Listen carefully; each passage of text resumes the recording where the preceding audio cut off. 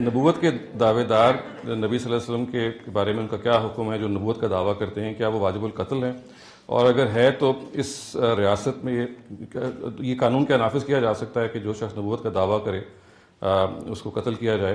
اور نبی صلی اللہ علیہ وسلم کے اپنے عہد میں جو نبوت کے دعوے دار تھے ان سے کیا سلوک ہوا؟ نیز یہ بھی بتائیں کہ حضرت ابوبکر کے زمانے میں مسیلمہ ابن کذاب کو قتل کیا گیا، کیا یہ فی الواقع صحیح ہے؟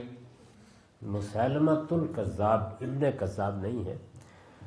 پہلے تو یہ سمجھ لیجئے کہ اللہ تعالیٰ نے اپنا ایک قطعی قانون قرآن میں بیان کر دیا ہے کہ قتل یہ صرف 2 صورتوں میں ہو سکتا ہے، اس کے سوا قتل نہیں ہو سکتا۔ آپ نے قرآن مجید کی یہ آیت کئی لوگوں سے سنی ہوگی کہ اللہ تعالیٰ نے یہ فرما دیا ہے کہ من قتل نفسا بغیر نفس و فساد فی الارض فکانما قتل الناس جمیعا۔ 2 ہی صورتوں میں کسی کو موت کی سزا دی جا سکتی ہے، ایک یہ کہ اس نے دنیا میں لوگوں کی جان مال آبرو کے لیے خطرہ پیدا کر دیا ہے، یا اس نے کسی دوسرے کو قتل کر دیا۔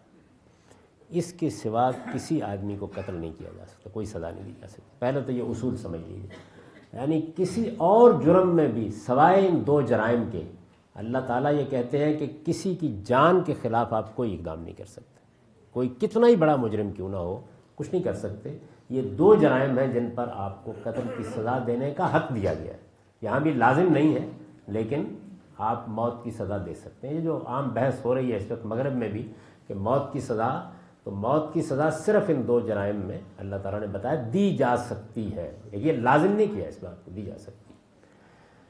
دوسری چیز جو اس میں سمجھنے کی ہے وہ یہ ہے کہ محمد الرسول اللہ صلی اللہ علیہ وسلم جب رسول کی حیثیت سے عرب میں مبعوث ہوئے تو اللہ تعالیٰ کا رسولوں کے بارے میں ایک قانون ہے، اور وہ یہ کہ جب کسی رسول کو اللہ تعالیٰ کسی قوم میں بھیج دیتے ہیں تو اس قوم کے لیے دنیا ہی میں قیامت برپا ہو جاتی ہے۔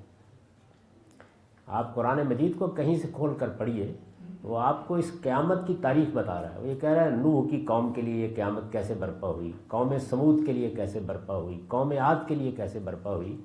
تو محمد الرسول اللہ صلی اللہ علیہ وسلم کی قوم کے لیے بھی یہ قیامت برپا کی گئی تھی۔ سورہ توبہ اس قیامت کو بیان کرتی ہے جو زمین پر برپا کی گئی، جس میں خدا نے ماننے والوں کو جزا دی، نہ ماننے والوں کو سزا دی۔ اسی وجہ سے اس سورہ کے اوپر بسم اللہ الرحمن الرحیم نہیں لکھی جاتی۔ وہ خدا کے قہر، غضب اور اس قیامت کا بیان ہے جو اس موقع کے اوپر برپا کی گئی۔ اس کے تحت وہاں سرزمین عرب میں جتنے لوگ تھے ان کو 2 سزائیں دی گئی، یعنی جو ماننے والے تھے ان کو اللہ نے سرفرازی دی، ان کو اس ملک کا نظم و نسق دے دیا، ان کے لیے ایک عظیم حکومت کا فیصلہ کر دیا، اور جو نہیں ماننے والے تھے، منکر تھے، ان کو 2 سزائیں دی گئیں، ایک موت کی سزا اور دوسرے محکومی، ذلت کے ساتھ محکومی کی سزا، غلامی کی سزا۔ تو اصل میں یہ جتنے واقعات حضرت ابوبکر صدیق کے زمانے میں دوسروں کے آپ پڑھتے ہیں وہ اس قانون سے متعلق ہے۔ یہ حق مجھے یا آپ کو نہیں دیا گیا۔ تو خدا تعالیٰ ہی سزا دیتا ہے، شرک کی، کفر کی اور ارتداد، اپوسٹسی کی سزا کوئی انسان کسی کو نہیں دے سکتا، کوئی حکومت کسی کو نہیں دے سکتی، وہ صرف خدا دیتا ہے۔ اور محمد الرسول اللہ کے زمانے میں وہ آخری بار دے دی گئی، اب قیامت تک کسی کو حق نہیں ہے کہ وہ کسی کو سزا دے۔